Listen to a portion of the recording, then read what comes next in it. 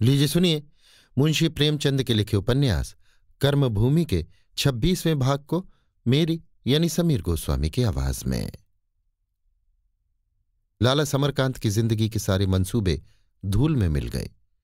उन्होंने कल्पना की थी कि जीवन संध्या में अपना सर्वस्व बेटे को सौंपकर और बेटी का विवाह करके किसी एकांत में बैठकर भगवत भजन में विश्राम लेंगे, लेकिन मन की मन में ही रह गई। ये मानी हुई बात थी कि वो अंतिम सांस तक विश्राम लेने वाले प्राणी न थे। लड़के को बढ़ते देखकर उनका हौसला और बढ़ता, लेकिन कहने को हो गया। बीच में अमर कुछ ढर्रे पर आता हुआ जान पड़ता था, लेकिन जब उसकी बुद्धि ही भ्रष्ट हो गई तो अब उससे क्या आशा की जा सकती थी। अमर में और चाहे जितनी बुराइयां हों, उसके चरित्र के विश्वास में कोई संदेह न था, पर कुसंगति में पड़कर उसने धर्म भी खोया, चरित्र भी खोया और कुल मर्यादा भी खोई। लालाजी कुत्सित संबंध को बहुत बुरा न समझते थे। रईसों में ये प्रथा प्राचीन काल से चली आती है। वो रईस ही क्या जो इस तरह का खेल न खेले, लेकिन धर्म छोड़ने को तैयार हो जाना, खुले खजाने, समाज की मर्यादाओं को तोड़ डालना, ये तो पागलपन है, बल्कि गधापन। समरकांत का व्यवहारिक जीवन उनके धार्मिक जीवन से बिल्कुल अलग था। व्यवहार और व्यापार में वो धोखाधड़ी, छल प्रपंच सब कुछ क्षम्य समझते थे। व्यापार नीति में सनिया कपास में कचरा भर देना, घी में आलू या घुइयां गबड़ देना औचित्य से बाहर न था, पर बिना स्नान किए वो मुंह में पानी न डालते थे।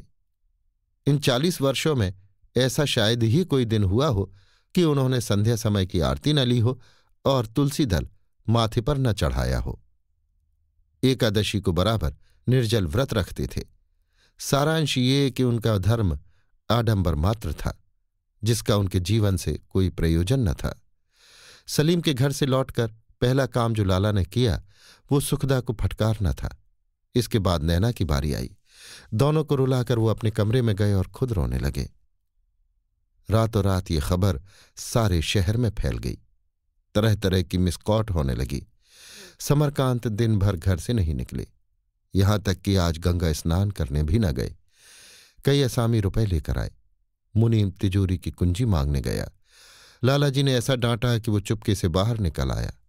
असामी रुपए लेकर लौट गए। खिदमतगार ने चांदी का गड़गड़ा लाकर सामने रख दिया। तंबाकू जल गया। लालाजी ने निगाली भी मुंह में न ली। 10 बजे सुखदा ने आकर कहा, आप क्या भोजन कीजिएगा? लालाजी ने उसे कठोर आंखों से देखकर कहा, मुझे भूख नहीं है। सुखदा चली गई। दिन भर किसी ने कुछ न खाया। 9 बजे रात को नैना ने आकर कहा, दादा आरती में न जाइएगा? लालाजी चौंके। हाँ हाँ जाऊंगा, क्यों नहीं। तुम लोगों ने कुछ खाया कि नहीं? नैना बोली, किसी की इच्छा ही ना थी, कौन खाता। तो क्या उसके पीछे सारा घर प्राण देगा? सुखदा इसी समय तैयार होकर आ गई। बोली, जब आप ही प्राण दे रहे हैं तो दूसरों पर बिगड़ने का आपको क्या अधिकार है? लालाजी चादर ओढ़कर जाते हुए बोले, मेरा क्या बिगड़ा है कि मैं प्राण दूं? यहां था तो मुझे कौन सा सुख देता था? मैंने तो बेटे का सुख ही नहीं जाना। तब भी जलाता था, अब भी जला रहा है। चलो भोजन बनाओ, मैं आकर खाऊंगा। जो गया उसे जाने दो। जो है उन्हीं को उस जाने वाली की कसर पूरी करनी है। मैं क्यों प्राण देने लगा? मैंने पुत्र को जन्म दिया, उसका विवाह भी मैंने किया, सारी गृहस्थी मैंने बनाई। इसके चलाने का भार मुझ पर है। मुझे अब बहुत दिन जीना है, मगर मेरी समझ में ये बात नहीं आती कि इस लौंडे को ये सूझी क्या। पठानिन की पोती अप्सरा नहीं हो सकती, फिर उसके पीछे क्यों इतना लट्टू हो गया? उसका तो ऐसा स्वभाव न था। इसी को भगवान की लीला कहते हैं। ठाकुर द्वारे में लोग जमा हो गए। लाला समरकांत को देखते ही कई सज्जनों ने पूछा, अमर कहीं चले गए क्या सेठ जी? क्या बात हुई? लालाजी ने जैसे इस बात को काटते हुए कहा, कुछ नहीं, उसकी बहुत दिनों से घूमने घामने की इच्छा थी। पूर्व जन्म का तपस्वी है कोई। उसका बस चले तो मेरी सारी गृहस्थी एक दिन में लौटा दे। मुझसे ये नहीं देखा जाता। बस यही झगड़ा है। मैंने गरीबी का मजा भी चखा है, अमीरी का मजा भी चखा है। उसने अभी गरीबी का मजा नहीं चखा। साल 6 महीने उसका मजा चख लेगा तो आंखें खुल जाएंगी। तब उसे मालूम होगा कि जनता की सेवा भी वही लोग कर सकते हैं जिनके पास धन है। घर में भोजन का आधार न होता तो मेंबरी भी न मिलती। किसी और को कुछ पूछने का साहस न हुआ, मगर मूर्ख पुजारी पूछ ही बैठा, सुना किसी जुलाहे की लड़की से फंस गए थे? ये अक्खड़ प्रश्न सुनकर लोगों ने जीभ काट कर मुंह फेर लिए।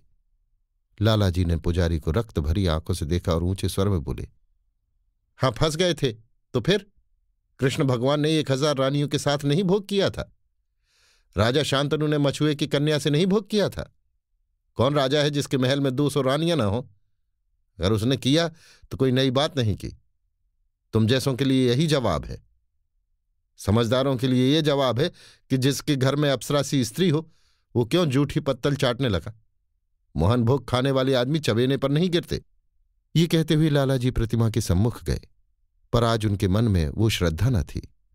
दुखी आशा से ईश्वर में भक्ति रखता है, सुखी भय से। दुखी पर जितना ही दुख पड़े उसकी भक्ति बढ़ जाती है। सुखी पर दुख पड़ता है तो वो विद्रोह करने लगता है। वो ईश्वर को भी अपने धन के आगे झुकाना चाहता है।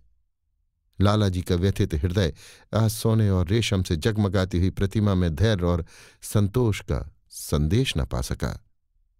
कल तक यही प्रतिमा उन्हें बल और उत्साह प्रदान करती थी। उसी प्रतिमा से आज उनका विपदग्रस्त मन विद्रोह कर रहा था। उनकी भक्ति का यही पुरस्कार है, उनके स्नान व्रत और निष्ठा का यही फल है।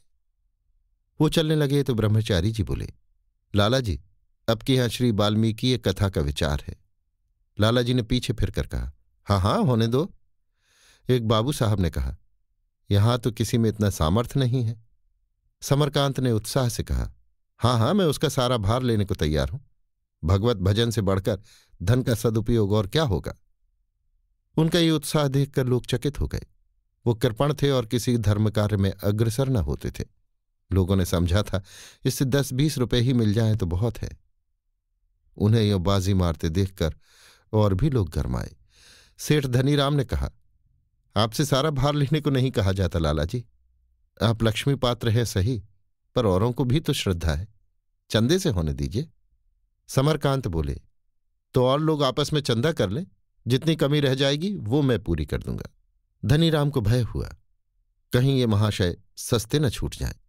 बोले, ये नहीं, आपको जितना लिखना हो लिख दें।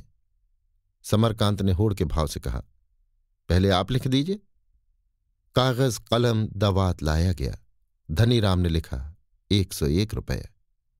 समरकांत ने ब्रह्मचारी जी से पूछा, आपके अनुमान से कुल कितना खर्च होगा?